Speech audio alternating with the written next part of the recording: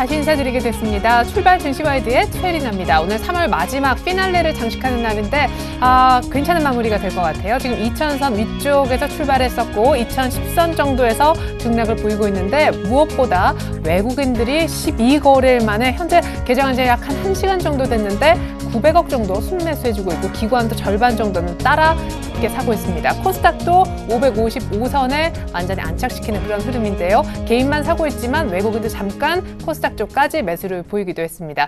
자, 오늘은 전일 정부가 내놓은 부양의지 덕분에 건설과 금융 쪽이 빠르게 상승해주고 있는데 여기에는 삼성전자 상승세도 빼놓을 수 없겠습니다. 자, 먼저 출발 증시와이드 2부의 주요 코너들부터 확인시켜 드릴게요.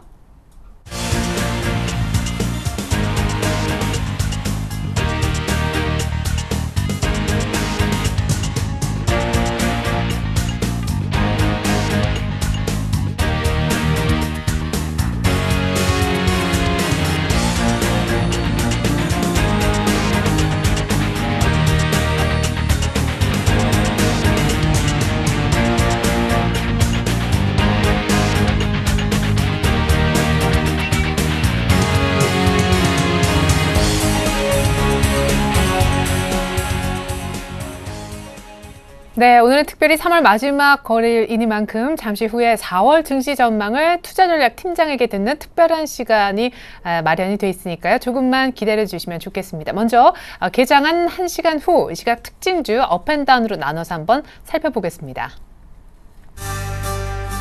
자, 먼저 업종목이 나오고 있네요. 바이오스마트와 디스플레이텍 그리고 GS건설입니다. 오늘 건설주뿐만 아니라 금융주도 정부의 부양 의지 때문에 오르는 것으로 보여지고요.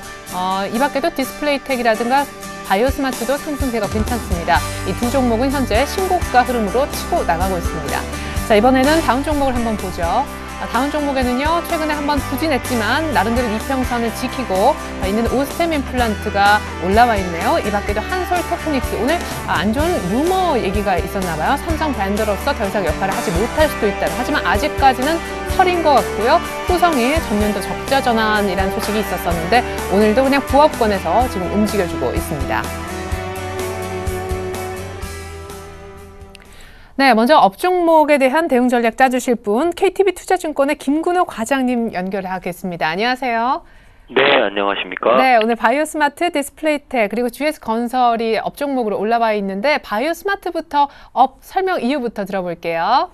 네, 바이오스마트 같은 경우에는 이 신용카드 제조하고 또 신용카드 관련 기자재 등을 사업을 영위하는 업체인데 일단 동종목에 최근에 어제 오늘 좀 좋았던 이유는 뭐 실적도 괜찮고요. 이러한 실적들이 올해도 좀 이어지지 않을까. 그리고 또 정부의 어떤 기대감 이런 부분들이 좀 겹쳐지면서 좀 좋은 주가 흐름을 나타내주고 있는데 일단 뭐 작년 기준으로 실적은 굉장히 좋게 나왔습니다. 뭐 작년 기준으로 뭐 영업이익 같은 경우에는 또 11년 대비해서 뭐 70-80% 정도 성장하는 모습을 좀 보여줬기 때문에 이런 부분들이 또 좀 올해까지 이어질 수 있지 않을까라는 어떤 기대감들이 오늘 또 바이오스마트의 주가를 또 신고가 내게 만드는 어떤 가장 큰 원동력이 아닐까라는 말씀을 좀 드리고 싶고 일단 상승에 대한 부담은 분명히 가져질 수 있는 구간입니다. 일단 신고가가 나왔기 때문에 상승에 대한 부담은 있겠지만 여러 가지 보조 지표로 봤을 때 아직까지 상승 트렌드에 대한 어떤 긍정적인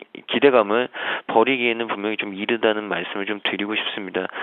일단은 뭐 조금 더 올라갈 가능성이 크다. 그 이유가 뭐 이평선도 그렇고 여러 가지 보조 지표로 봤을 때는 아직 상승 추세가 남아있다라는 말씀을 좀 드리고 싶다라는 말씀 드리고 싶고 두 번째로는 이 디스플레이텍인데 제가 어제도 이 삼진 L&D라는 종목을 좀 말씀드렸던 것 같은데요. UID, 삼진 L&D, 디스플레이텍 같은 종목들이 이 중소형 LCD 관련된 종목들입니다. 근데 최근에 이 중소형 LCD 관련된 종목들이 지속적으로 좀 실적에 대한 기대감 이런 부분들이 좀 많이 좀 긍정적으로 작용하고 있는 것 같은데요. 그 이유가 역시나 가장 큰 이슈는 제가 어제 삼진 L&D 말씀드릴 때도 전해드렸지만 이 태블릿 PC 관련된 이슈들 이런 부분들이 좀 아직까지 나오지 않았다. 주가에 크게 반영이 되지 않았다라는 말씀 드리고 싶고 삼진 L&D와 디스플레이텍은 그 중에서도 굉장히 좀 밸류에이션 매력이 있는 종목이다라는 말씀까지 좀 덧붙여드리겠습니다. 그래서 아직도 뭐 많이 올랐지만 저평가 구간은 변함이 없다. 라는 강력한 말씀 좀 드리고 싶고, 마지막으로 이 대형주 GS건설인데요. 사실 건설주들 개인 투자자분들의 어떤 애간장을 굉장히 많이 태웠던 업종 중에 하나가 아닐까 생각합니다. 일단 건설 업종이 국내도 그렇고 해외도 그렇고 건설 경기가 굉장히 좀 안 좋아졌었던 부분들이 있었고, 이런 부분들이 주가에 좀 충분히 반영이 된 것 아닌가라는 말씀을 좀 드리고 싶고요. 연초입니다. 그리고 새 정부, 항상 건설주들은 이 두 가지 연초 기대감과 새 정부의 부동산 정책에 대한 기대감, 이 부분이 가장 주가를 좀 강하게 단기간에 상승시키는 큰 모멘텀으로 작용을 하고 나는데, 부동산 정책에 대한 새 정부 기대감, 이 부분이 GS건설 좀 강하게 만드는 모습을 좀 보여주는 이유인 것 같고요. 지금 자리가 사실 매물대가 굉장히 좀 많이 있는 자리입니다. 그래서 매물대와 정책에 대한 기대감과 수급, 이 두 가지 요소가 굉장히 좀 강하게 충돌을 하고 있는데, 일단 이평선, 그러니까 56,000원 정도를 뚫으면 일단 어느 정도 추가적인 상승, 6만 원대까지 추가적인 상승은 충분히 가능해 보인다라는 기술적인 얘기도 좀 드리겠습니다. 그래서 매물대와 기대감과 수급, 이 세 가지 요소의 이 양상, 이 부분을 좀 고민을 해보시는 것도 건설주 투자의 어떤 재미가 아닐까라는 의견도 드리겠습니다. 네, 오늘 업 종목이기도 한데 향후에 대한 전망도 바이오스마트, 디스플레이텍, GS건설 모두 긍정적으로 얘기를 한번 들어봤네요. KTB 투자증권의 김근호 과장님과 함께했습니다. 4월에 또 뵐게요. 감사합니다. 네, 감사합니다. 네, 이어서 다운 종목인 오스템 임플란트, 한솔테크닉스, 후성에 대한 대응책도 챙겨보겠습니다. 이 부분은 HMC 투자증권 최희승 차장님 연결해서 알아볼까요? 안녕하세요, 차장님. 네, 안녕하십니까? 네, 오스템 임플란트 3월 중반에 투신권 매물에 의해서 크게 밀렸다가 아직까지도 이렇게 힘이 없네요. 네, 그렇습니다. 지금 사실은 이유 없는 하락이었고, 수급적인 부분에 있어서 기관 쪽에 이제 매도가 나오면서 이제 일시적으로 단기 급락이 좀 나왔었는데요. 성장 스토리라던가 모멘텀에 전혀 변함이 없습니다. 지금 오스템 임플란트 같은 경우에는 올해에도 지금 매출은 계속해서 성장을 해나가는 그런 기업이고, 중국 쪽의 매출이 앞으로도 기대가 되는 그런 기업입니다. 다만 이제 최근에 이제 수급적으로 좀 꼬이다 보니까 일시적으로 좀 낙폭이 컸었는데요. 지금 다시 이제 바닥을 좀 잡는 그런 모습이고, 오늘은 소폭 하락하고 있습니다만 오히려 긍정적인 부분, 매수할 수 있는 그 기회로 삼아보자라고 말씀드리겠고요. 33,000원 언더에서는 분할 매수 대응으로 충분히 가격적인 메리트가 있어 보입니다. 네. 그리고 이제 두 번째 종목 한솔테크닉스 좀 말씀드리겠는데, 이틀 전에 유상증자 루머가 이제 시장에 돌면서 갑자기 이제 연기금 쪽에서 매물을 쏟아내면서 좀 어이없는 하락이 좀 나왔었죠. 그리고 다행스럽게도 어제 다시 그 하락분을 만회를 하면서 지금 현재 21,000원 수준에서 전후에서 좀 움직이고 있는데, 무선 충전기 삼성 납품 탈락 루머도 있었고, 지금 루머로 좀 얼룩진 하락이었기 때문에 오히려 그런 부분들은 말 그대로 루머죠. 그렇기 때문에 이제 매수 기회로 좀 활용을 하자. 지금 오늘 컨셉은 좀 그겁니다. 하락은 하락이지만 이제 매수 기회로 활용하자는 종목들을 좀 꼽아봤고요. 1분기에 조금 실적이 주춤하다는 그런 레포트들이 나오고 있는데, 1분기만 보고 지금 매수할 관점보다는 2분기, 3분기 성장 스토리를 보고 좀 매수를 해보자. 유상증자해서 지금 현금으로 한 580억 정도 마련을 했고, 캐파증설을 투자를 통해서 또 한 300억 정도를 지금 투자를 하고 있습니다. 지금 현금 흐름 창출이라던가 앞으로 이제 매출 성장으로 봤을 때 21,000원 전후에서는 충분히 매수 관점으로 대응을 해보시기 바라겠고요. 마지막 종목은 후성입니다. 후성 같은 경우에는 전년에 이제 적자 전환이 되면서 주가가 거의 반토막 수준까지 밀려나는 그런 모습인데, 충분히 주가는 반영이 됐다. 오늘은 이제 소폭 하락하다가 지금은 이제 보합권에서 하락 내지는 상승을 지금 거듭하고 있는 모습인데, 61선 지지 나오면서 아주 아름다운 턴어라운드 차트 모양 보여주고 있습니다.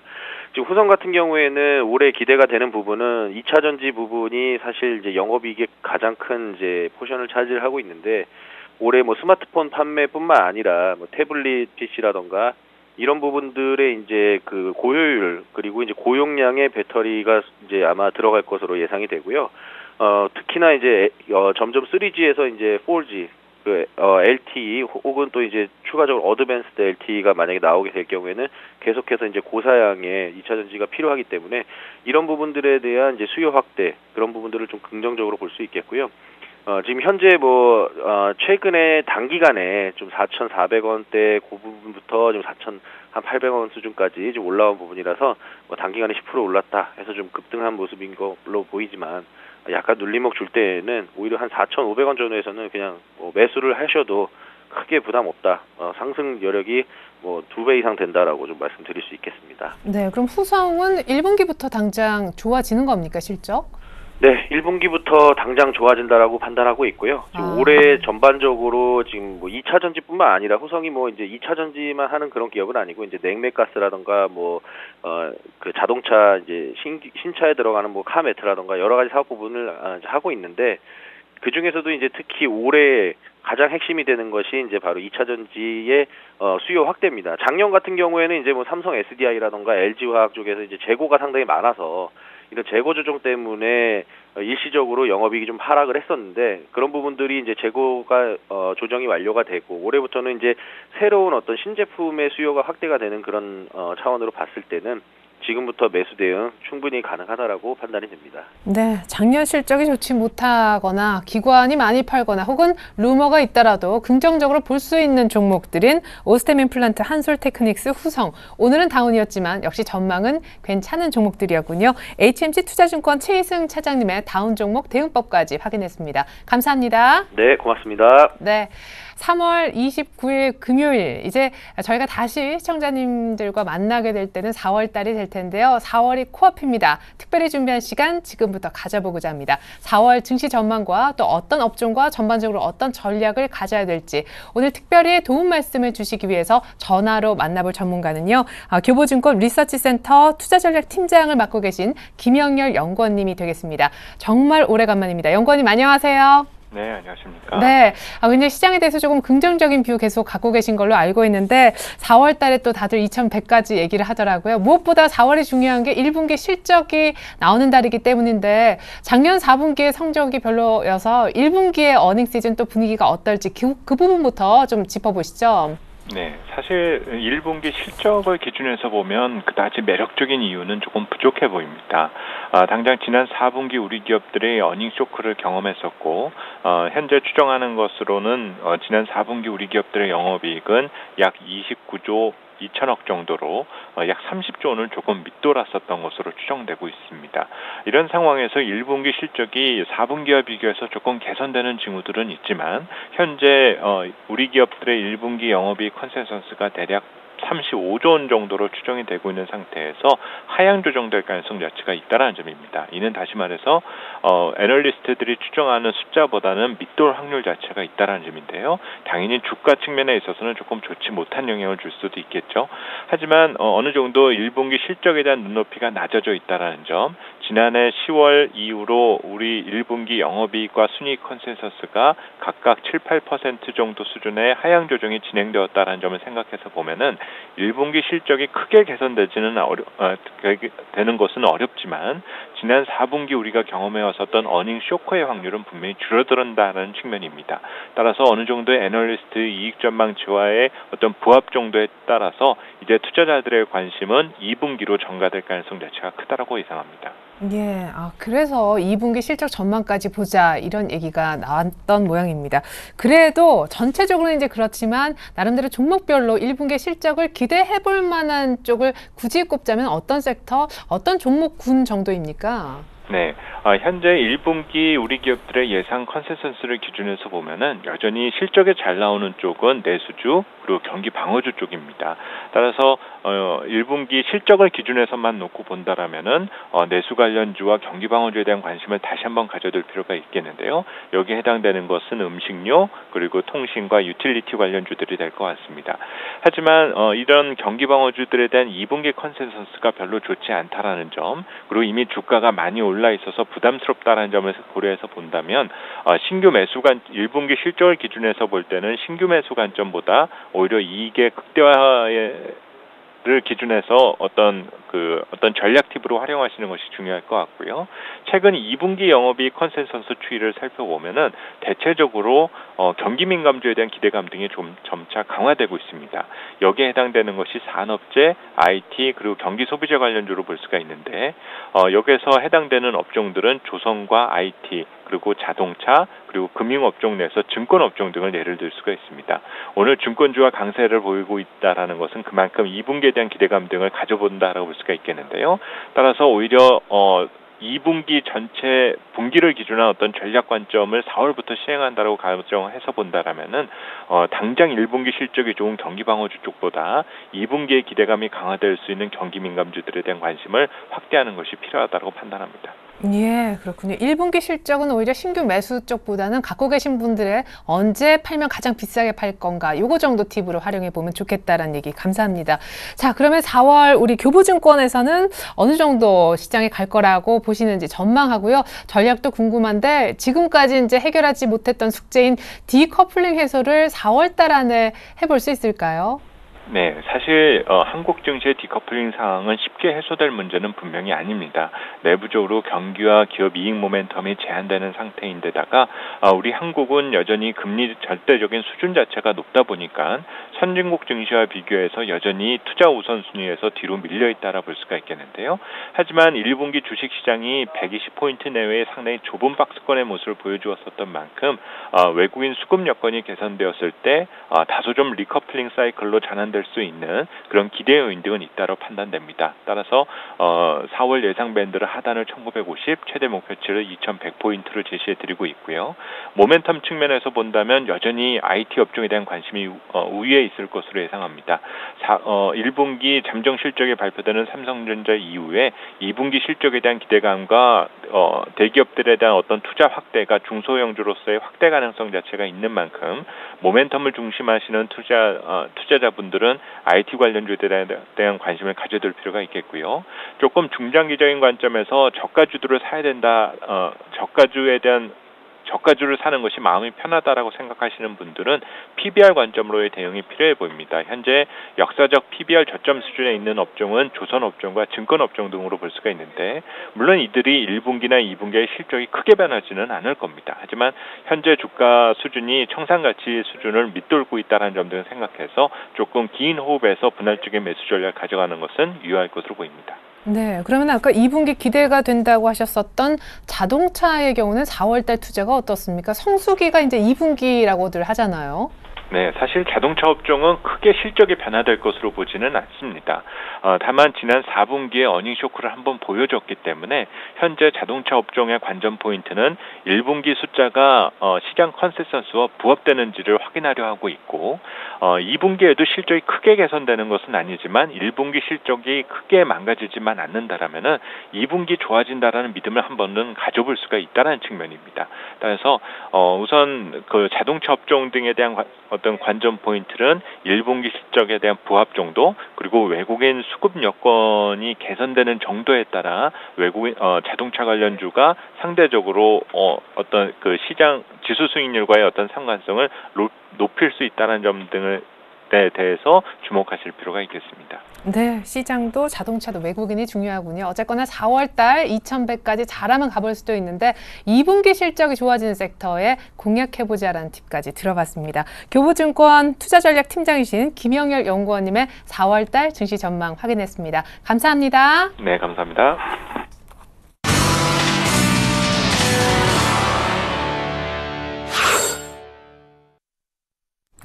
네, 열심히 얘기하는 사이에 코스피는 2010선을 소폭 반납했군요. 하지만 상승세는 여전히 유지가 되어 있습니다.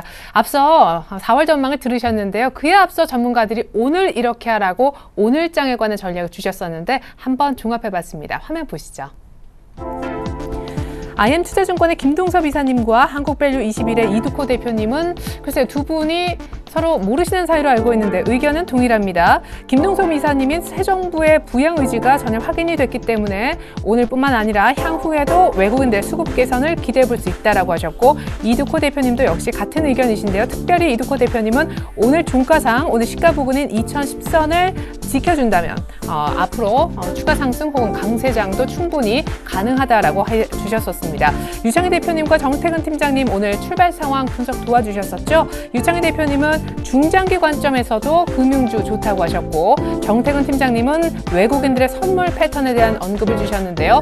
환매수보다 적극적인 외국인들 선물 쪽에 신규 매수가 필요한 시점이라고 얘기해 주셨었습니다. 한편 신영증권 압구정 지점의 정광익 대리님은 코스피 200 신규 편입 예상 종목을 선취매하는 그런 니쉬에 대해서 얘기를 해주셨는데, 동보화재와 동부 F&B 종목까지 언급이 있었습니다.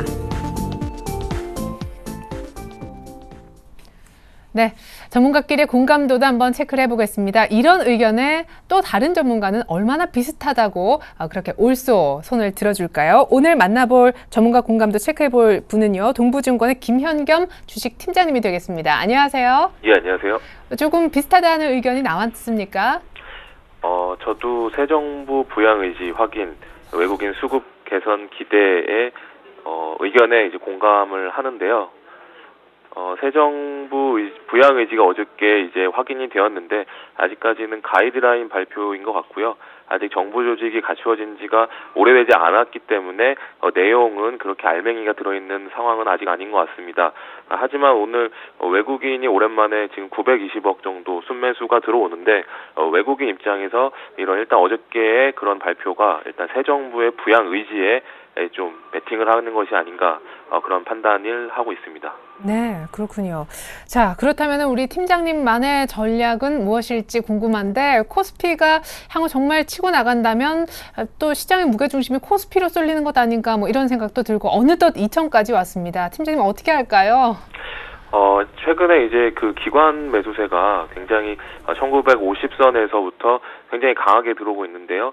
특히 이제 연기금을 중심으로 굉장히 강한 그런 기관 매수세가 들어오고 있습니다. 3월 말, 특히 오늘까지가 일단은 그 1분기 결산, 금융회사, 특히 증권회사나 이런 자산운용사 같은 경우는 3월 말이 결산이기 때문에 아무래도 펀드 매니저 입장에서 좀 오늘이 좀 윈도우 드레싱이 이제 오늘까지 이제 일어날 수 있는 그런 좋은 여건이었고요. 그런 것도 이제 최근에 그 기관이 계속해서 매수 관점으로 대응한 것에 가장 큰 이유가 아닌가 생각이 됩니다. 이것이 오늘까지 이어진다고 하면 계속해서 기관이 집중적으로 매수하고 있는 종목 쪽에 좀 더 포커스를 맞추시는 것도 한 가지 전략이라고 생각이 되고요.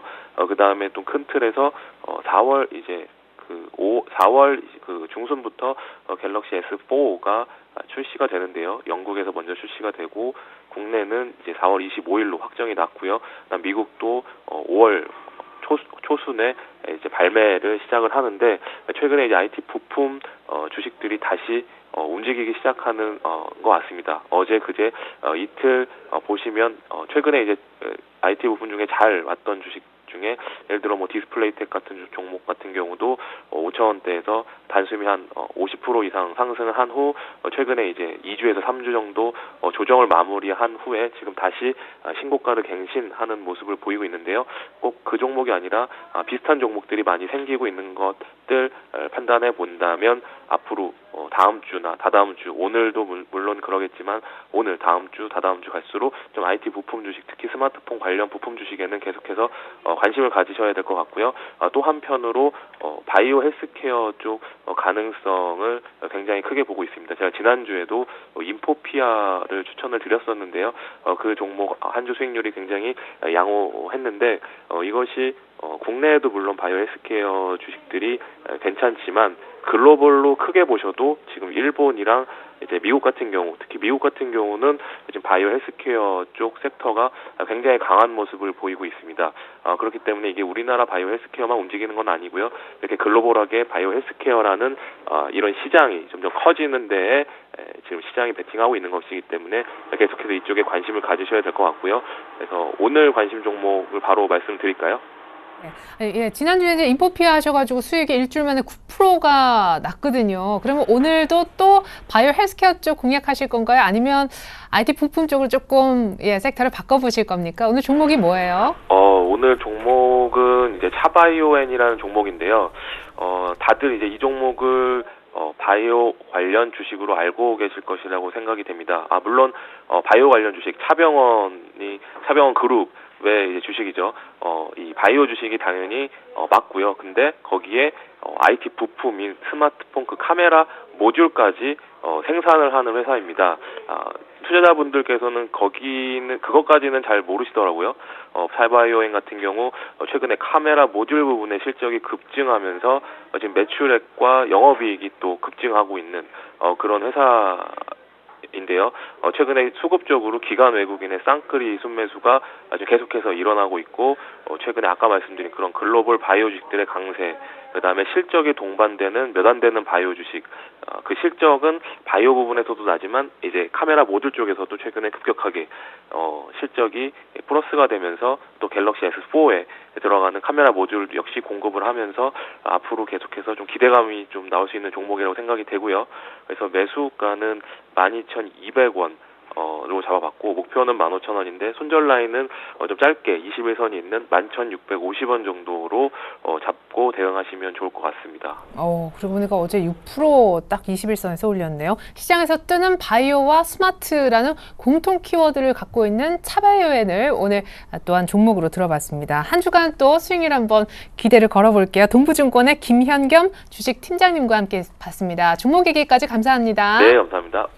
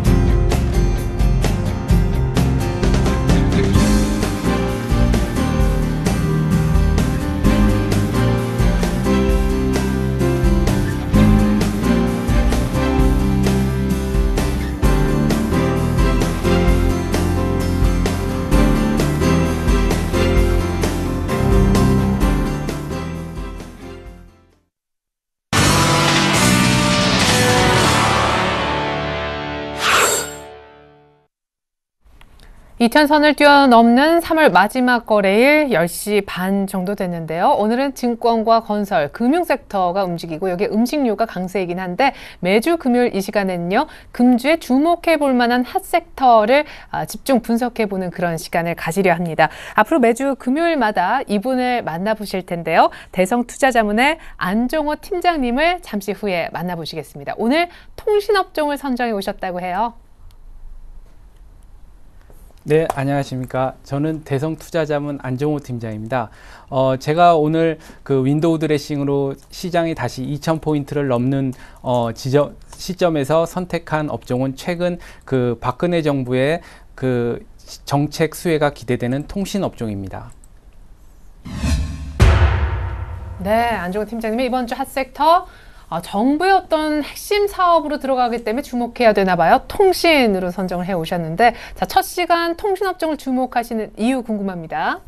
네, 이제 금요일마다 제가 업종에 대한 어떤 같은 이야기 이야기를 같이 나누고자 하는데요. 그 먼저 종목보다는 업종에 대해서 제가 먼저 말씀을 드리고자 하는 이유는요. 먼저 그 트렌드를 알아야 하기 때문입니다. 그 트렌드를 통해서 말씀을 드리겠으면요. 지금 화면에 그 지하철 엘리베이터를 이제 이용하시는 그런 모습들을 보실 수가 있을 텐데요. 예전에 보셨을 때는 이 지하철을 이용했을 때 우리나라 사람들이 그 엘리베이터에 전부 다 같이 올라가는 그런 모습이었습니다. 하지만 한 4, 5년 전부터 그 바쁜 사람들은 왼쪽으로 가고 그냥 서 계실 분은 오른쪽에 서 있으라는 그런 이제 안내 문구가 나오기 시작했는데요. 그때 많은 분들이 공감을 하면서 우리나라 사람들은 성질이 좀 급하니까 또 급하신 분들은 왼쪽으로 빨리 지나가도록 이제 한 줄로 쓰게 되는 게 이제 맞다 이렇게 바뀌었었습니다. 하지만 그 이후에는 이렇게 하고 나니까 사고율도 한 30%가 늘었다 그러고요. 엘리베이터 부품도 고장이 잦아졌다 그럽니다. 그래서 최근에는 오른쪽으로 쓰지 말고 두 줄로 예전처럼 다 같이 올라가자라고 했지만 잘 바뀌고 있지 않습니다. 그래서 저희가 그 어떤 흐름을 쫓아가거나 업종의 흐름이나 시장의 흐름을 쫓아갈 때 제일 중요하게 드리고 싶었던 말씀은 트렌드가 변할 때 그 트렌드를 변하는 이유를 알아야지 그 업종의 변화를 그 시장의 변화를 일찌감치 눈치채고 뒤쫓아가기보다는 앞서갈 수 있기 때문에 그 트렌드를 앞서간다는 측면에서 이제 그 업종에 대한 그 이야기를 많이 나누고자 이제 나왔던 겁니다. 그래서 먼저 통신업종의 말씀을 드리면요. 통신업종은 통상 시장에서는 저성장 산업으로 통했기 때문에 그 12월 배당락이 되면은 급락을 하는 그런 모습을 보였습니다. 하지만 최근에 통신업종의 일봉 차트를 지금 보시게 되면요. 그 일봉 차트를 보시게 되면 배당락이 끝났는데도 불구하고 주식이 그렇게 크게 내리지 않고 오히려 상승 추세다 말할 수 있을 정도로 저점도 올라가고 있고 고점도 올라가는 그런 모습을 보이고 있고요. 그 다음에 그 대표적인 그 종목인 SK텔레콤 같은 경우를 보면 그 통신업종도 오르고 있지만 그 통신업종보다도 조금 더 잘 오르는 그런 모습을 보이고 있습니다. 그래서 이런 모습을 보이는 이유가 무엇일까? 통신업종은 통상 그렇게 큰 관심이 없었습니다만 최근에는 이제 그런 그 투자가들의 관심이 높아지고 있다 이렇게 말씀을 드릴 수가 있는데요. 먼저 그 통신업이 이렇게 그 시장에 관심을 받고 있는 업종에서는 1월, 3월에 다 아시다시피 그 통신 3사가 순차적으로 영업 정지에 대한 페널티를 정부로부터 부과를 받았습니다. 그래서 그 회사들이 많이 그 영업 경쟁이 치열해지지 않을 것이다 이렇게 생각을 했었습니다만 오히려 LTE 그 가입자를 위해서 그 경쟁이 오히려 치열하게 전개되는 그런 모습을 보였었습니다. 그래서 정부에서는요 그 보조금 경쟁을 완화하겠다라는 그 의미에서 그 보조금을 그 많이 줄 수 없도록 이렇게 했고요. 그래서 그것으로 인해서 마케팅 비용을 낮출 수 있는 기회가 다시 발생을 하고 있고요. LTE는 아무래도 보통의 그 평균적인 요금보다는 요금 체계가 높기 때문에 통신사 자체적으로도 이익이 증가할 수 있는 그런 곳에 주목을 하고 있습니다. 네. 배당 뒤에도 이렇게 좀 긴 관점에서 보면 이렇게 상승 추세를 그린 통신주의 흐름은 참 이례적이어서 주목해 볼 만하다라는 취지였었는데 문제는 영업 정지 기간에도 결국 경쟁을 한 것이 드러났고 또 최근에 SKT가 막내 무료 통화 카드를 꺼내면서 또 한 번의 마케팅 전쟁이 있는 것 아닌가 우려를 사고 있는 시점이기도 합니다. 그러면 이례적으로 좀 좋은 흐름이긴 하지만 이렇게 끝나버릴까요? 전망이 들어보고 싶은데요. 궁금해집니다. 네, 향후 그 통신 산업에 대해서 그 아까 말씀드린 대로 저성장 산업인데도 불구하고 이렇게 투자가들의 관심이 몰리면서 계속해서 상승 추세를 유지할 수 있는 이유는 바로 그 박근혜 정부의 그 정책의 핵심이 바로 ICT, 즉 인터넷과 통신과 방송이 융합되는 것을 통해서 그 새로운 성장 동력을 찾으려 하고 있기 때문입니다. 그래서 그것의 어떤 정책의 핵심에 아무래도 통신 산업이 있다 이렇게 말씀을 드리겠습니다. 그 과거에 그 통신 산업이라고 하게 된다면 이 통신 산업은 우리나라도 3사가 독점해 있는 체제이기 때문에 항상 정부에서 요금에 대한 규제가 심했습니다. 하지만 그 규제를 통해서 지금은 그 새로운 신규 투자 플러스 그 방송 콘텐츠에 대해서 더 앞으로 나아갈 수 있고 또 인터넷과 융합이 돼서 좀 더 많은 사용을 통해서 그 시너지를 일으킬 수 있도록 장려를 하는 쪽으로 채택이 되고 있기 때문에 어떻게 보면은 이제 규제 산업에서 성장 산업으로 변화하고 있다. 이렇게 말씀을 드릴 수가 있을 것 같고요. 그 다음에 이야기가 그 LTE 산업이 그 보급률이 50% 이상에 다다르게 된다면은 그 향후 그 통신사들은 수익 구조가 그 마케팅 비용이 상당히 순이익을 깎아먹는 그런 구조를 가지고 있습니다. 그래서 보조금을 좀 덜 지급한다든지 아니면 할인을 좀 덜하게 되면은 그 많은 순이익을 얻게 되는데요. 그래서 LTE 보급률이 50%가 도달하게 되면 하반기부터는 어떻게 보면 경쟁도 좀 낮아질 것이다. 이렇게 보고 있습니다. 그래서 PT를 지금 자료를 보시게 되면은 가장 앞서고 있는 LG U+의 경우에는 지금 통신 LTE 가입자 수가 거의 50%, 45% 수준까지도 지금 올라왔기 때문에요.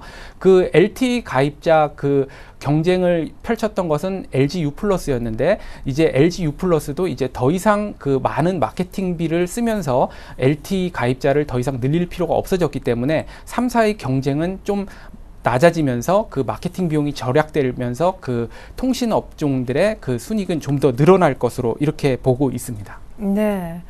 그래요. 일단 LTE라는 큰 모멘텀, 또 LTE 관련해서 이제 경쟁이 치열한 것도 LTE가 어느 정도 보급이 돼서 그 부분에 이제 걱정도 좀 덜었다라고 하셨습니다. 그런데 얘기 이제 쭉 들어보면 다 좋겠다 싶기만 한데 혹시 이 부분을 조금 주의해라라고 미리 좀 알려주신다면, 전 사실 제일 궁금한 게 4월달 되면 1분기 성적이 나오잖아요. 통신업종들 그래봐야 종목 3개인데 성적표가 다들 잘 나올까요? 네, 이 통신업종의 그 1분기에 대한 실적에 대한 컨센서스는 지금 상당히 낮은 편입니다. 왜냐하면 아까 말씀드린 대로 1월, 3월에 있어서 상당히 그 치열한 그 마케팅 경쟁을 펼쳤고요. 그에 따라서 많은 순이익이 또 그 마케팅 비용으로 들어갔을 것으로 예상이 됩니다. 그래서 그 1분기 실적이 발표될 때는 아무래도 그 예전보다는 못한 실적이 나올 가능성이 상당히 커 보이고요. 다만 여기서 조금 그 위안을 삼을 수 있다라고 하는 것은 지금 통신 3사에 들어간 이 캐펙스들이 상당히 그 설비 투자가 LTE 설비 투자가 상당히 많이 진행이 돼 갔고요. 향후 그 설비 투자가 점점 줄 것으로 예상이 되고 있다라는 겁니다. 그래서 표에서 보시다시피 그 통신 3사의 그 LG 그 설비 투자에 대한 전망은 점점 낮아지고 있고요. 그에 따라서 그 기업들의 어떤 순이익이나 이런 것들도 점점 올라갈 것으로 예상을 하고 있습니다. 네.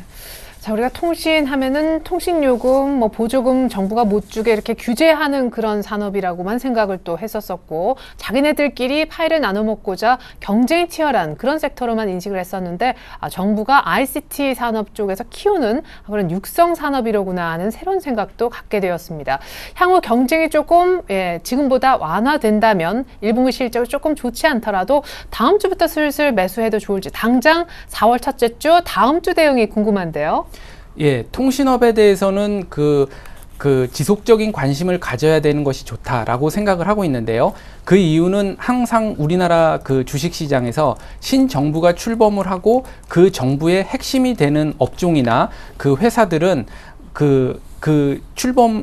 신정부가 출범하고 나서 1, 2년 동안에 상당히 많은 주가 상승을 보였었기 때문입니다.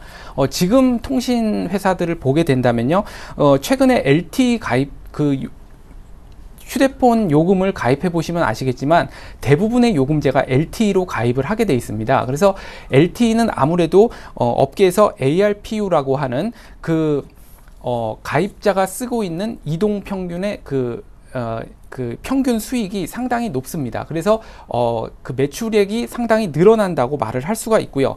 통신업 회사들도 지금 정부의 어떤 견제로서 보조금 경쟁이 상당히 완화되고 있습니다. 그래서 예전에 지금 요즘 휴대폰 대리점을 가보시게 되면은 그 휴대폰 요금들이 상당히 예전보다 많이 비싸져 있습니다. 왜냐하면 보조금을 훨씬 적게 지금 지급하고 있기 때문인데요. 이런 것들이 일어나서 이제 2분기부터는 실적이 상당히 좋아질 것으로 기대가 되고요. LTE가 맨 처음에 출발했을 때 당시에 어떤 업계의 그 순위를 뒤집고자 많은 회사들이 그 LG U+나 KT 같은 후순위 업체들이 많이 노력을 했음에도 불구하고 그렇게 크게 변하지 않은 상태로 이제 또 LTE 회사들이 그 LTE 가입률이 정해지고 있기 때문에 그 어떤 경쟁 그 마케팅 경쟁도 점점 약해지고 있다고 말씀드릴 수가 있겠습니다. 그 2000년도 초에 그 김대중 정권 시절에요. 그 인터넷 통신 회사에 대한 어떤 그 정부의 지원책이 있으면서 그때 기억하시는 분은 계시겠지만 2000년도 초 인터넷 그 주들이 그 크게 붐을 일으켰었던 적이 있습니다. 그래서 지금도 어떻게 보면 통신이라는 업종이 그 휴대폰을 단순히 이제 통화한다라는 그런 업종보다는 그 많은 각종 스마트 기기들을 통해서 그 통신에 대한 어떤 중요도가 점점 올라가고 있고 또 그 방송 콘텐츠라는 것들이 이제 많이 그 이용을 하고 있는데 그런 방송 콘텐츠조차도 그 통신 회사들이 장악하게 되는 그런 그 업종의 그 구조적인 변화가 일어나고 있습니다. 그래서 그 통신업에 대한 그 관심을 좀 더 가져볼 만하다 이렇게 느끼고 있습니다. 그 통신회사의 그 주가는 어떻게 보면 지금 앞전에 보여드렸던 SK텔레콤 같은 경우가 가장 좋고요. KT, LG U+ 순으로 좀 수익률 면에서는 좀 차이가 나고 있습니다만 큰 틀에서는 벗어나지 않을 것으로 생각을 하고 있습니다. 그래서 원래는 배당락 이후에 급락할 때가 그 통신 회사들은 상당히 그 매년 돌아오는 아주 좋은 매수 찬스였는데도 불구하고 올해는 그런 그 배당락 이후에도 급락하는 모습이 없어서 그 당장 지금 매수하기는 어렵겠습니다만 시장 조정이 와서 그 통신 회사들도 조금 하락이 된다면 그때 대비해서는 시장에 비해서는 방어 업종일 뿐만이 아니라 다른 업종에 비해서도 수익률이 점점 올라갈 수 있을 업종으로 기대를 하고 있습니다. 네, 통신업종 금융 핫섹터로 얘기를 한번 들어봤습니다. 근데 다음 주부터 당장 신규 매수는 아니지만 다음 주부터 일단 관심권에 통신주 3종목밖에 안 되죠. 넣어놓고 지켜보시면 좋겠습니다. 안정호 팀장님의 이번 주 핫섹터 통신 얘기 들어봤습니다. 잠시 후에 중국장 분위기 알려드릴게요.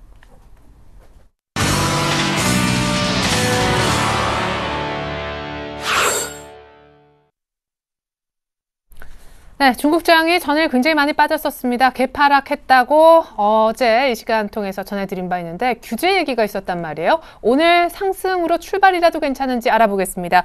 리딩투자증권의 우성재 팀장님 안녕하세요. 네, 안녕하세요. 네, 전일 1% 넘는 개파락 이후 오후장에 만회를 전혀 못하고 끝낸 중국장. 오늘 출발은 어떻습니까? 예, 오늘 시장에서는 반발 매수세가 유입되고 있습니다. 현재 0.27% 상승한 2242.44포인트의 장 움직임 보이고 있는데요. 하지만 시장에서의 매수세가 크게 유입되진 않고 있는 모습을 보이는 만큼 시장에서의 관망세 속에서 강한 상승세를 이끌기는 좀 어려울 것으로 보이고 있습니다. 지금 전일 같은 경우에 이제 중국은행의 자산운용 상품 규제 강화 우려가 시장에서 큰 부담을 주는 모습을 보이면서 시장에서의 매도 물량들이 커지고 있는 모습을 보이고 있는데요. 이와 함께 금융당국이 공개시장 조작을 통해서 6주 연속 자금 흡수를 시작하고 있는 모습 또한 시장에서의 매도 물량들로 이어져 나가는 모습으로 어제 장은 급락으로 장 마감했었습니다. 오늘 중국 증시는 시장에서 이러한 급락 이후 반발 매수세가 유입되고 있는 가운데 시장에서의 관망 심리는 좀 커지고 있는 만큼 2250선에 돌파 여부를 좀 확인하셔야 될 것 같습니다. 지금 중국은행이 발표한 2분기 중국 경제 성장률은 8.2%로 소폭 상승할 것이라는 전망을 내놨었는데요. 지금 거시경제 정책이 크게 확대나 축소는 되지 않겠지만 시장에서의 관망 심리가 커지고 있고 소비 또한 이러한 양적 완화 기조를 이끌어져 나가기는 좀 어려울 것으로 보이는 만큼 8.2%대의 움직임으로 나타난다고 보시면 좋을 것 같습니다. 지금 중국의 A주 신설 계좌 수는 1년 내 최고치를 기록하면서 계속적으로 시장의 계좌 개설 수는 늘어나고 있는 모습을 보이고 있습니다. 하지만 증시에 대한 부담감 그리고 경제 펀더멘털에 대한 우려 등이 나타나면서 이러한 계좌 개설이 자금의 유입으로는 아직까지는 크게 이어져 나가지는 못하는 모습을 보이고 있는데요. 하지만 시장에서 이러한 부분이 어느 정도 진정될 경우에 강한 상승세를 나타낼 수 있는 만큼 시장에서의 기대감은 나타나고 있는 상황입니다.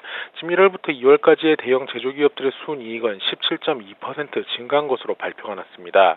기업들의 실적들 또한 양호한 개선세를 꾸준히 이어져 나가고 있는 만큼 시장에서의 추가 급락보다는 2200선에서의 지지 이후 다시금 상승세로 전환될 수 있는 만큼 이러한 부분 염두하시고 접근하셔야겠습니다. 네, 자 규제 우려를 떨치고 오늘부로 다시 한번 반등을 모색할 수 있을지 중국장 어쨌거나 출발 상황 분위기까지 들어봤네요. 리딩 투자증권 우성재 팀장님께서 수고해 주셨습니다. 잘 들었습니다. 네, 고맙습니다. 네, 앞서 저희가 출발 증시와이드 1부 시작하기 전, 그러니까 오늘 시장이 열리기 전에 시초가에 들어가 보자라고 공략주로서 두산인프라코 설명을 한번 들어봤었는데요. 투자 포인트와 전반적인 현재 흐름, 가격 대비해서 리뷰를 해보는 시간 갖도록 하겠습니다. 우리 메리츠 정금증권의 강정원 부장님께서 시초가 공략주로 얘기해 주셨던 두산인프라코, 일단 투자 포인트는요. 중국 굴삭기 판매가 1월, 2월 달에 꽤 잘 나왔다라고 해서 이번 주 화요일이었던가요? 지난 화요일 날 굉장히 많이 올랐었습니다.